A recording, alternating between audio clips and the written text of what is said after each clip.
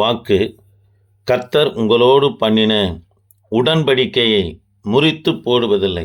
நியாயாதிபதிகளின் புத்தகம் 2ஆம் அதிகாரம் 1ஆம் வசனத்தை நாம் வாசித்து பார்ப்போமானா, கர்த்தருடைய தூதனானவர் கில்காலிலிருந்து போயமுக்கு வந்து, நான் உங்களை எகிப்து தேசத்திலிருந்து புறப்பட பண்ணின உங்கள் பிதாக்களுக்கு ஆணையிட்ட தேசத்தில் நான் உங்களை கொண்டு வந்து விட்டு உங்களோடு பண்ணின என் உடன்படிக்கையை நான் ஒரு காலம் முறித்து போடுவதில்லை என்று சொல்லுகிறார்.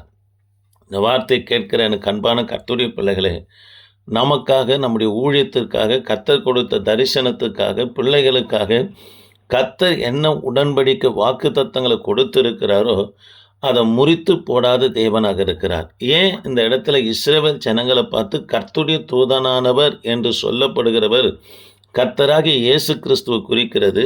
பழைய ஏற்பாட்டின் நாட்களில் எங்கெல்லாம் கர்த்தருடைய தூதனானவர் என்று வருகிறதோ அவைகளெல்லாம் கர்த்தராகிய இயேசு கிறிஸ்துவை குறிக்கிறது. முதலாவது கர்த்தருடைய தூதனானவர் ஆதியாகமும் 16ஆம் அதிகாரத்தில் ஆகாருக்கு தரிசனமாகிறத பார்க்கிறோம். சரி, நாம் கர்த்தருடைய வார்த்தையை கவனிப்போம்.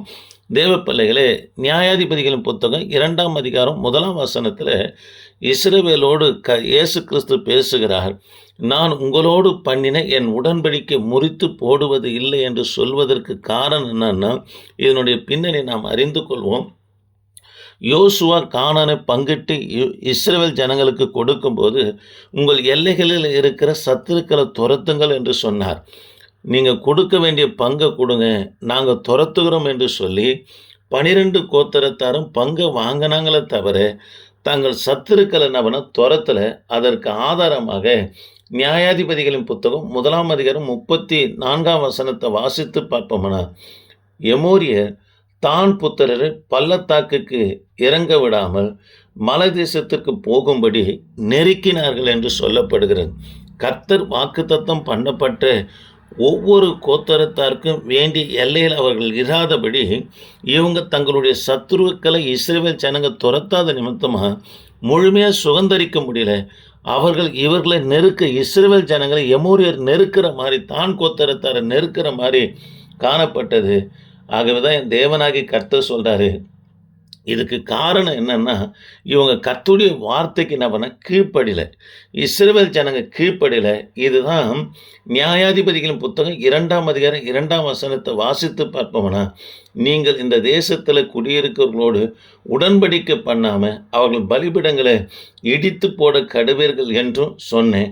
ஆனாலும் என் சொல்லை கேளாமல் போனீர்கள், ஏன் இப்படி செய்தீர்கள் என்றும் கர்த்தர் இஸ்ரவேல் ஜனங்கள் அவனை கேட்கிறார். தேவ பிள்ளைகளே, ஆகவே தான் அதாவது இவங்களை எல்லா புறஜாதிகளும், அதாவது கானானில் இருக்கிற புறஜாதிகள் எல்லாம் இஸ்ரவேல் ஜனங்களை ஒடுக்குனாங்க.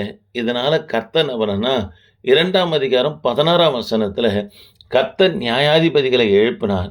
அவர்கள் கொள்ளையிடுகிறவர்களின் கைக்கு இவர்களை விலக்கி ரட்சித்தார் என்று சொல்லப்படுகிறது. இந்த வார்த்தையை கேட்கிற எனக்கு அன்பான கர்த்தருடைய பிள்ளைகளே, இஸ்ரவேல் ஜனங்க கர்த்தருடைய வார்த்தைக்கு கீழ்ப்படியில் புறஜாதிகளோடு உடன்படிக்கை பண்ணக்கூடாதுன்னாரு, பண்ணாங்க. அவங்க பலிபீடங்களை இடிக்க சொன்னார், இடிக்கலை. அது மாத்திரமல்ல, அவர்களை துரத்த சொன்னார், துரத்தலை. ஆகவே அவர்கள் இவர்களை நெருக்கினாங்க. ஆனாலும் கர்த்தர் சொல்கிறாரு, நான் உங்களோடு பண்ணின என் உடன்படிக்கையை முறித்து போடுவதில்லை என்று சொல்லுகிறார்.